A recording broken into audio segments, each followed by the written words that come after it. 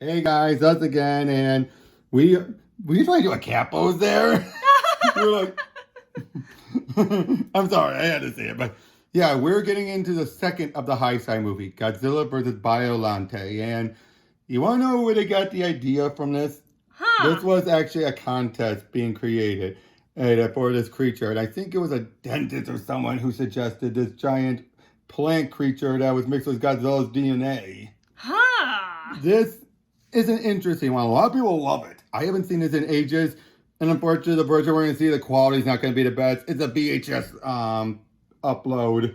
I mean, that's understandable. But Now you got me curious with that premise alone. oh yeah, and there might be a little bit of terror Mechagodzilla, but not so much. Like, you know what I mean, right? Like where you focus on the scientist loses a daughter, all that. But also this will introduce the longest running human character played by the same actress, even Miki Saegusa, the psychic girl, who will be here from this all the way until the end with Destroyer. Ooh. And this is the only time which she actually has a straight-on confrontation with Godzilla as well. Huh. Now you really got me excited. You will love her. You will love her. But yeah, I mean, yeah, you're introducing the idea of sidekicks and all that, and this was, unfortunately, this is one of the ones that falls into very much the copyright conflict, which is why you don't get a re-release that often. Oh, lovely. Unfortunately, Miramax has the right, and all this stuff with Miramax now is, why didn't they have some of these releases be temporary? Why permanent, right? Ah. But we'll be going on through. Hope we enjoy. We'll see you guys on the other side.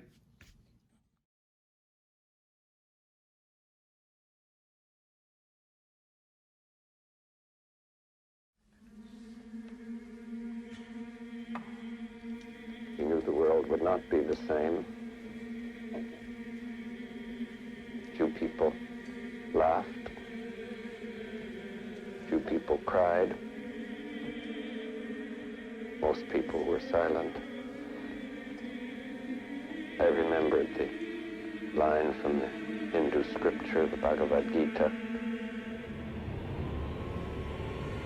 Vishnu takes on his multi-armed form. He says,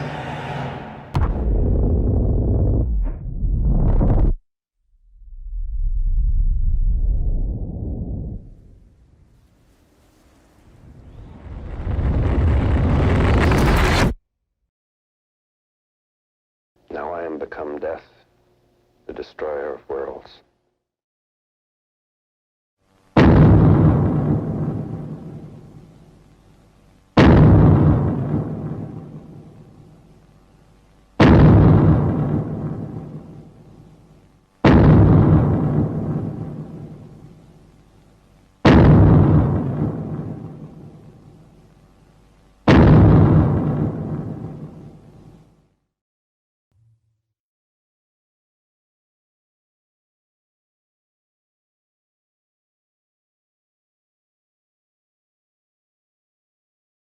Hey guys, we just got done watching it.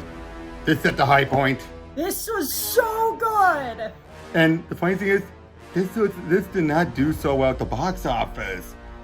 And I can see why to a degree, but We loved it. yeah. There's only one downside I can say, that Biollante itself does not factor much into the movie. Would you agree with that? I would agree with that. It's more the stuff surrounding Biollante's creation that Yeah. seems to factor more into it. But Oh yeah, all everything else the just human was- story. This barely trumps out Terror for best human story. I mean, it has a similar theme of a grieving father, but he's not trying to destroy the world. He He's does something stupid. He does something a little stupid. He does. Let's be honest. He does something a little Yes, but- insane, but he doesn't go further. He realizes, oh shoot, that was a bad decision. But he still loves what he's seeing happening. You know, his daughter and the monster. But once he hears from Miki, the psychic, we'll get into her in a moment. You're like, let me adjust this a little. There we go. Once he hears that there's his daughter's no longer in there, that Miki can't sense her, he stops then. He's like, oh. You can so tell, like, it's just a Godzilla rose. That's when he then realizes, I made a mistake. But now, was it what I write about Miki? Oh yeah, she was awesome. A great addition. Yep, and the fact that she stood to Godzilla and forced him to change course. And still live to continue on. Yeah, it's just like she was awesome, but she wasn't too OP. She was like just that nice sweet spot. Exactly, and it does set up that Godzilla has a little bit of a psychicness to him as well. A little. And speaking of psychics, that moment earlier on when the kids were dreaming of Godzilla. That was freaky. I mean, now granted, their drawings make it a little laughable, but not that much. Yeah, it's just like...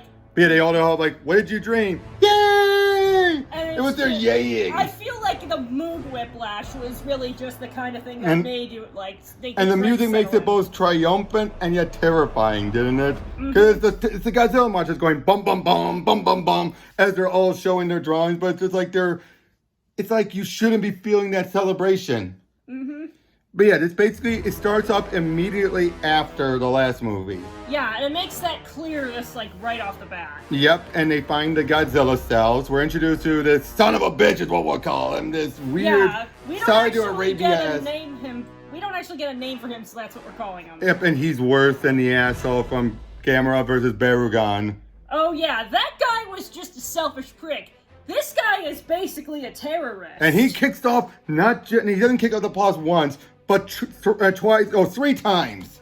Yeah. Because one, he's the one responsible for killing off the scientist's daughter. Oh yeah. And then he's not the one who plants the bombs that release Godzilla. He's the reason why they go off. And this guy does not care about anything because he's not even from Japan.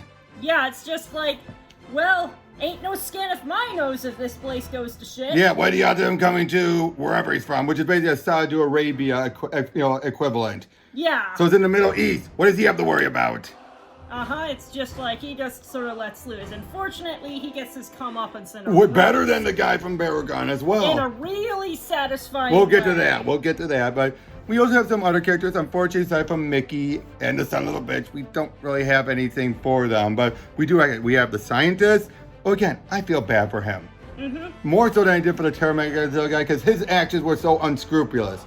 This guy is just like... Just sympathy. He's grappling with the same sort of questions of ethics and science as the rest of us are. You can clearly tell that that's something that really matters to him. And then you have the young scientist. That's what we're going to call him, the young scientist. And we have his girlfriend and her father, who's a businessman. And that leads us to this big thing. There's three sides of science in here. You have the young guy who represents science for science sake, true science. Then you have the girl's father who represents science for improvement's sake. Improvement, I'm talking about the monetary one, the one who did it for business. Yeah. Then you have the professor who he and his daughter were doing it even if it might be a bit of against nature. You get what I'm saying? And that kind of goes back and forth with the doing it for the money's sake, but not entirely. It's like, it's closer to more like personal improvements, even if it might not necessarily be natural. Like the professor's daughter, Erica. She was making a type of wheat that can grow, that was mixed with cactus DNA and traits that could grow in the desert. That would be brilliant. It would. Imagine able to grow wheat in a desert without needing too much water and and everything. Yeah, it's just like... It wouldn't solve world hunger, but it would come close. Things like that. But then you realize also the downside to it all. You're like, but what does that mean now, right? It's that type of questioning of science.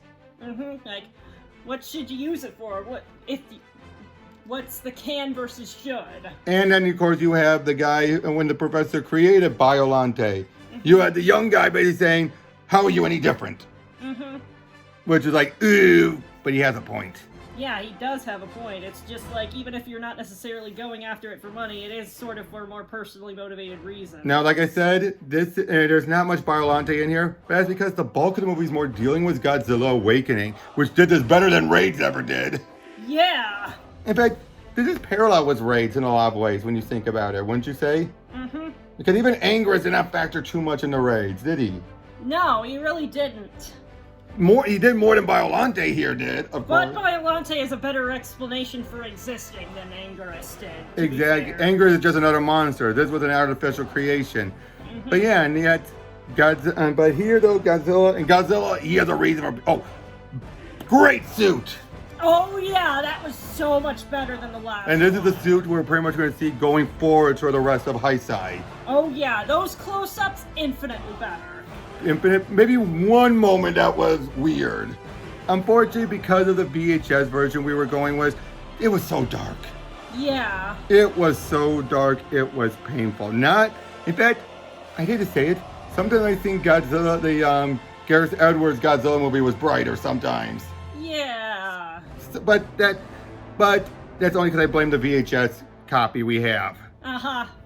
Otherwise, if this was done in HD, we'd probably be able to see everything perfectly fine.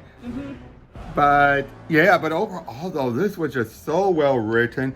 The political, side of it was actually decent, not heavy-handed. The science, the characters, you all felt so. You had the young military guy. I liked him. Oh, I liked him a lot, and he's the one who ultimately ended up bringing it down, that son of a bitch. Using their lightning thing, because basically they came up with this. Now, there's only one thing that doesn't age well. And otherwise it is timeless, but because it's timeless, that one plot point, it loses its effectiveness.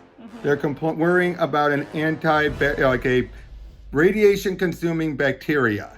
And they're saying, this could be a worse monster than Godzilla and all that. You're like, how?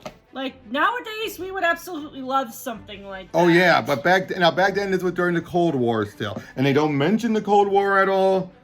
But you could tell that's why. And that's why the timelessness it's to its detriment in that way.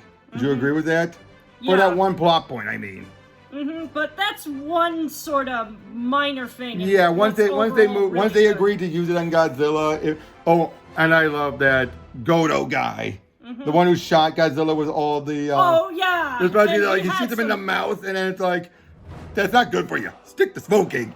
Oh yeah, he was Sick. Unfortunately too awesome to live. Yep. Well, the fact that what happened, he shoots him twice. One would have been enough, but he shot him twice, and he's all like, that'll do it. Turns around, picks it up. He saw Godzilla zeroing in, and we see him right outside the building.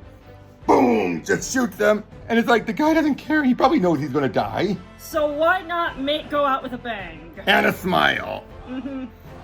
But yeah, this was so good. But like I said, unfortunately, it didn't do so well at the box office.